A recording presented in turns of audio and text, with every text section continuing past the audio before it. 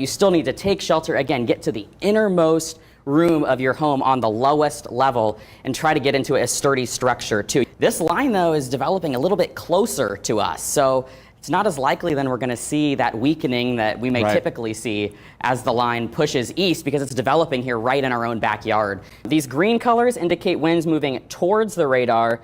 Those reds and bright yellows indicate winds moving away from the radar. When we see those moving in a counterclockwise direction and they're very bright and close together, that indicates some strong rotation. And so along this line, we're seeing all different kinds of wind damage. Actually, at the National Weather Service office itself, they are seeing power lines down on the north side of North Webster, where that area of circulation is located, that you're probably not going to see any tornado. It's very likely going to be rain wrapped. The radar estimating that 75-mile-per-hour wind gusts. And notice this is close to the radar in North Webster. The closer you are to the radar, the closer to the ground we're seeing in the storm. So it's very likely these winds are actually reaching the ground in Noble County. That's headed to the northeast towards places like Albion, Kendallville. A little bit of drier air now working into some of our southwestern areas. We'll see if that holds as it pushes off to the north and east, but also some heavier bands of snow now actually moving into Fort Wayne, places like Bluffton, Decatur, also now moving into Van Wert. And there is more off to the west. Those green colors, which are the inflow, that's the air moving into the storm. Typically that will get cut off by some of the rain that's coming in. And that's exactly what we're seeing on radar, which is a great sign in terms of weakening. The period beginning tonight, once that snow starts falling, all through the day tomorrow, we're looking at very difficult travel conditions with very heavy snow, snow-covered roads, and rural roads especially difficult. And that continues to be the main threat this evening, are those strong straight-line winds that can produce damage similar to a tornado. Truly a weekend of contrast. Yesterday, a beautiful day, temperatures in the 70s, lots of sunshine. Today, not so much. It was in the 40s. We saw some showers this afternoon, lots of clouds. And this is a well-traveled road in Fort Wayne, and it has very well likely not been plowed or barely been plowed. You can see several inches of snow on the roadway. And we're getting some mixed signals from our weather models and the forecast data we're getting in that's resulting in some lower levels of confidence in where exactly the center of this storm is going to go.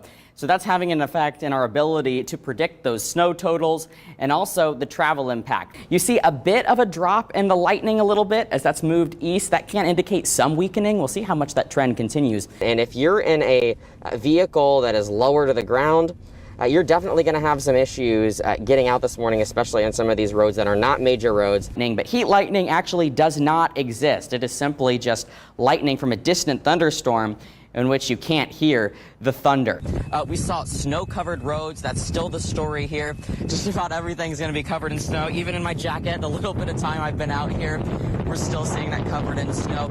So again, it's a morning. If you can stay inside, go ahead and do it. So yes, tonight, roads will be poor thanks to the snow we're seeing right now. But then we also have to deal with those rapidly dropping temperatures that could cause some flash freezing overnight and impact your Friday morning commute. Again, damaging winds will by far be the main threat. Some of those rather significant, near 80 miles per hour or so. But you'll notice those winds are southerly, meaning they're going to be bringing in some warmer air. It's not going to feel quite as cold and, dare I say, miserable as it did today.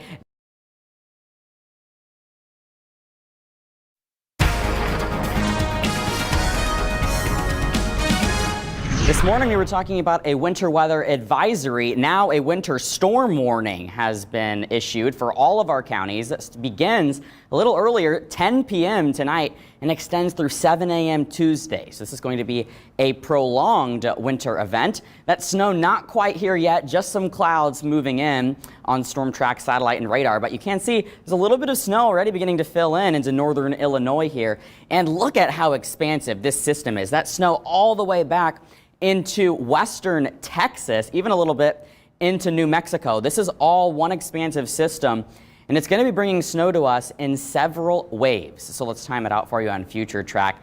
Tonight, again, that snow begins to arrive close to midnight, give or take a few hours before or after. This is at 1 a.m.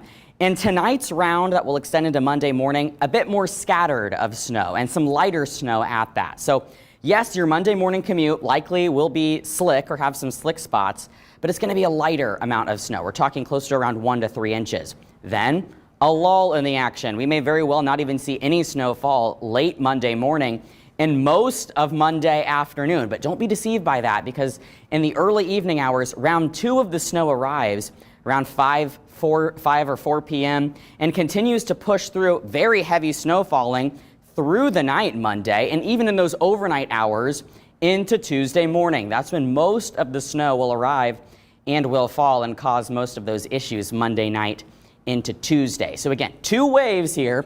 Round 1 arrives tonight. That's going to be that lighter round around midnight or so. Some of that could even still be lingering in to your morning commute. Then that break in the action around midday before the snow ramps back up Monday night and extending even into Tuesday morning. So as you might imagine, tonight we will see those slick spots continuing on into tomorrow morning. But again, we will have a lull in the snow, and that will give crews some time to help clean up the roads around midday tomorrow in the afternoon. But when round 2 arrives, that's when more slick conditions and really the worst conditions will be around in the evening tomorrow and into Tuesday morning. And also, this is going to be a fluffy snow, so we anticipate some drifting on area roadways, in addition to roads just being snow covered due to the sheer amount of snow. And again, the timing around midnight tonight through around 9 a.m. tomorrow is round 1. Round 2 arrives tomorrow afternoon, extending into Tuesday morning. And here's a look at those totals. Here's our official snowfall forecast. Again, we've had to ramp this up now due to some recent forecast data coming in. 7 to 11 inches, yes, double digits for those southeastern areas, a little lighter off to the northwest. And again, generally, as you move from northwest to southeast, we're going to see those totals increase. So the best chances for seeing double-digit totals will be our southeastern counties, Jay County, Adams County, Van Wert County, Mercer County. And again, do keep in mind those multiple rounds of snow. So with some impacts there Monday into Tuesday, that's why they're highlighted in red, along with some cold temperatures too.